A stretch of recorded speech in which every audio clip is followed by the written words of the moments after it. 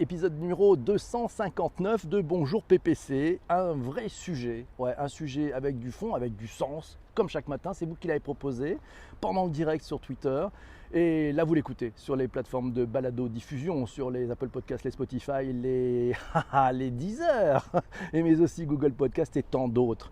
Nous allons parler aujourd'hui du vrai rôle des consultants en matière de transformation digitale. C'est Shadia qui nous avait proposé cet épisode. Petit tour chez nos amis de Wikipédia pour donner la définition finalement de consultant. Après tout, de quoi parlons-nous? Selon le grand dictionnaire terminologique, ce sont nos amis du Québec qui ont un grand dictionnaire terminologique, le mot anglais consultant désigne un spécialiste extérieur à une organisation à qui l'on fait appel afin d'obtenir un avis au sujet d'une question ou de l'aide pour résoudre un problème précis. La traduction de cet anglicisme est conseiller. Tiens, c'est intéressant de repartir sur la définition. C'est Shadia qui nous a envoyé un petit message sur le Twitter. Bonsoir à tous. J'avoue que je suis partagé, nous dit Shadia, parce que le regard extérieur des consultants me paraît essentiel à l'évolution. Leur regard extérieur me paraît essentiel à l'évolution, mais très souvent, les solutions qu'ils apportent sont à revoir à cause de la méconnaissance des processus, des organisations, des réelles problématiques opérationnelles et culturelles de l'entreprise. Et Shadia de continuer qui nous dit les phases d'immersion, de co-création et de brainstorming sont souvent pressées par le temps et par les budgets. Et ça ouvre un petit peu. Allez, ceux qui chicotent un tout petit peu, une vraie voix radiophonique, merci beaucoup. C'est Stéphane Mallard qui a fait un tweet. Alors Stéphane Mallard, il est spécialiste dans les tweets qui gratouillent. C'était le 7 septembre 2018. Il nous a dit McKinsey, le fameux cabinet McKinsey, est complètement largué sur le digital au sens large. Pour une raison simple, nous dit-il. Les talents sur le digital sont en pénurie et ils vont dans la tech et les startups et pas dans les cabinets de conseil. Les entreprises doivent arrêter de solliciter des cabinets de conseil sur le digital. Comme toujours, il est très entier l'ami Stéphane Mallard et ça a déclenché une réaction de Frédéric Charles de Green.SI. Vous retrouverez d'ailleurs la réaction de Frédéric sur zdnet.fr. Je vous ai mis le lien dans les notes d'épisode que vous trouvez sur vos plateformes de balado-diffusion vers la fin du conseil tel qu'on la connaît. Certains diront qu'aucun des cabinets historiques qui ont surfé sur la vague de la mondialisation et de la rationalisation des processus n'a vu venir le digital. Très bon, ça démarre bien cet article. C'est une claque, poursuit Frédéric Charles. C'est une claque dans leur modèle de pensée donné par quelques plateformes ultra technologiques mondiales qui ont réinventé en très peu de temps l'expérience client avec un nouveau modèle, The Winner Takes All. Ah oui, le gagnant rattrape la mise, emporte la mise. Et de continuer, merci Vanessa pour ce retweet. Ceux qui gagnent sont ceux qui font. Ils vont vite, raflent la mise, ils opèrent en mode agile et remettent en cause régulièrement le status quo. La stratégie est devenue annuelle quand elle était quinquennale. Les succès se construisent plus avec ceux qui savent exécuter et moins avec ceux qui savent planifier. L'exécution l'emporte sur la vision, ou comme le site Green.SI aime bien le dire, la vision et l'exécution sont indissociables. Le consultant est-il un freelance, nous signale JP. Alors là, effectivement, il a raison JP. On peut aussi se dire qu'il y a deux types de consultants. Il y a les grands cabinets et puis il y a les plus petits, voire les personnes qui sont seules, mais qui amènent une vraie expertise. C'est les experts très affûtés. Ils ne sont pas très nombreux. Ils ne sont pas surstaffés. Ils font le boulot, ils font le job, ils s'arrachent et ils amènent une vraie expertise aux entreprises. On en parle. Merci à Fadila pour ce retweet. C'est Sarah qui nous dit engager un consultant n'est pas forcément synonyme de réussite. Ça serait trop facile. En revanche, beaucoup d'entreprises ont du mal à prendre du recul sur beaucoup de missions, nous dit-elle. Un regard neutre, au-delà des compétences non présentes en interne, est souvent nécessaire. Et Sarah de continuer qui nous dit puis c'est beaucoup plus facile de recruter un consultant pour une courte période, le temps de délivrer un projet ou un produit. Un consultant, notamment en IT, ça apporte un regard nouveau sur des nouvelles technos, des nouvelles méthodos. Et ça, c'est priceless, ça n'a pas de prix. Same player, shoot again, nous signale l'ami Jean-François. Et Vincent qui nous dit déjà, les vrais consultants sont rares, ce sont des experts. Un consultant, il conseille. Et oui, il est très petit, nous dit Jessie, mais très petit mais très expert, petit mais costaud.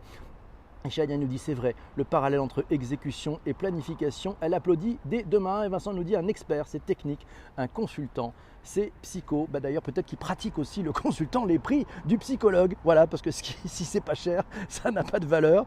C'est Jean-Denis qui nous dit tiens, le rôle du consultant sera de briser la routine et d'aider à la déconstruction pour reconstruire. Seul un regard extérieur permettrait de ne pas répéter des schémas installés. L'appropriation collective des technologies passe ainsi par des méthodes plus innovantes.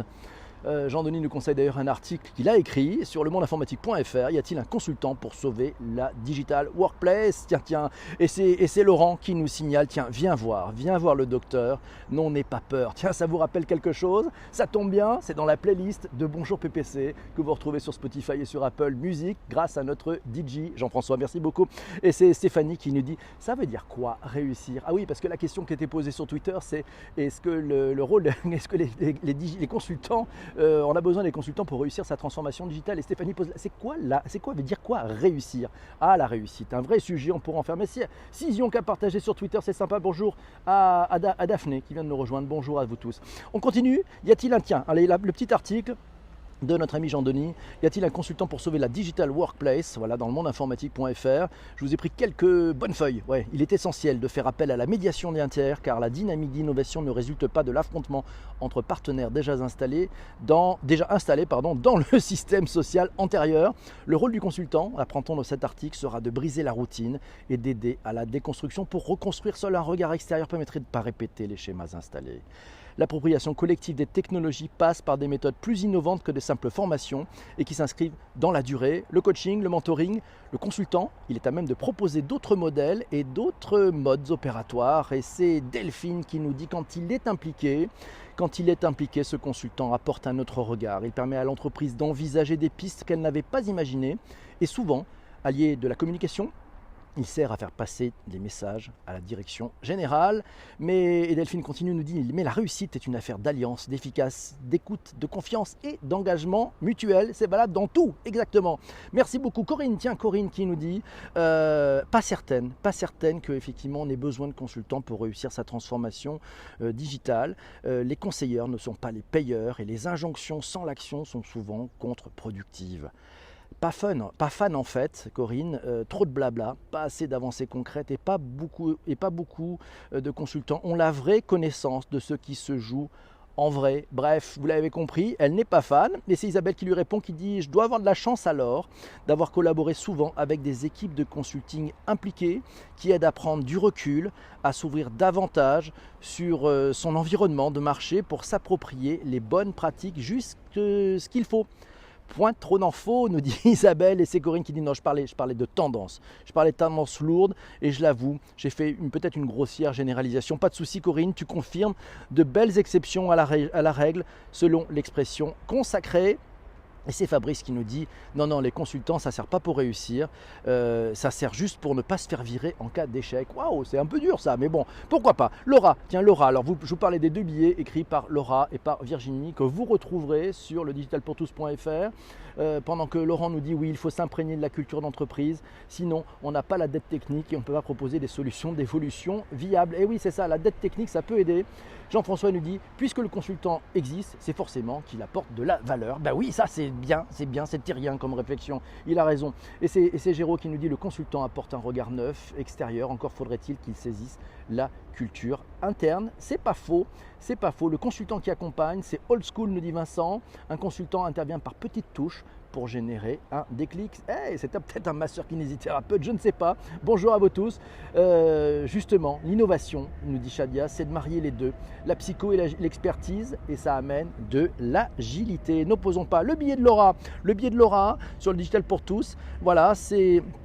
elle nous dit ça s'appelle consultant ou pas. Tiens, consultant ou pas. Alors elle nous dit que les sujets du podcast Bonjour PPC, le Digital pour tous m'interpelle à chaque fois parce qu'elle ne maîtrise pas le sujet, parce qu'elle découvre un usage, parce qu'elle a un avis sur la question. C'est bien le but, ce podcast, c'est de la conversation pour mieux comprendre ce monde digital qui nous occupe. Alors, on y va, on attaque. Alors, qu'est-ce qu'elle nous dit Laura dans ce billet? Elle nous dit qu'il est rare qu'un sujet la concerne autant que celui du jour. Transformation digitale, a-t-on vraiment besoin de consultants pour réussir? Dans tout projet de transformation, digital ou pas, l'apport d'un regard extérieur, pertinent quand même, est toujours utile. Utile à la prise de recul, utile par l'apport d'expériences croisées et de bras, de cerveau non englués dans des problématiques opérationnelles. Il faut qu'elle mentionne effectivement que pendant les travaux, la vente continue. Et oui, c'est important, c'est-à-dire qu'on ne peut pas aussi enlever toutes les équipes, il y a du boulot. Mais dans un projet de transformation digitale, poursuit Laura, qu'il soit sur les sujets face aux clients ou dans les processus et outils internes, il y a en plus une dimension importante, la veille. Et oui, pourquoi? Parce que le champ des possibles évolue en permanence. L'état de l'art repousse sans cesse ses limites et ce qu'on pensait acquis est toujours remis en question par les avancées à la fois technologiques et les avancées d'usage. Et donc le consultant doit avoir pour objectif votre autonomie à moyen terme au plus tard. Il doit écouter et observer avant de faire des recommandations. Et enfin, conclut Laura, il faut qu'il y ait ce petit truc en plus, ce sentiment que vous allez vous comprendre et bien travailler ensemble, que vous pouvez lui faire confiance, qu'il ou elle vous correspond. Cette part de subjectivité, quand vous allez choisir, elle est indispensable, nous dit Laura. Cette part de subjectivité, elle est indispensable parce que si il ou elle fait bien son travail, vous serez poussé dans vos derniers retranchements et vous serez bousculé, souvent avec bienveillance et empathie, mais bousculé quand même. Ensuite, et au-delà de la compatibilité avec vous, c'est avec toute l'équipe qu'il faudra que ce consultant travaille et sa capacité à écouter, comprendre, expliquer, fédérer, convaincre, embarquer, enthousiasmer sera clé dans la réussite du projet. Et oui, et le consultant, c'est Cathlète qui nous dit il y a ce qu'on en amène et ce que l'on veut prendre aussi. Et c'est ça qui est pas mal.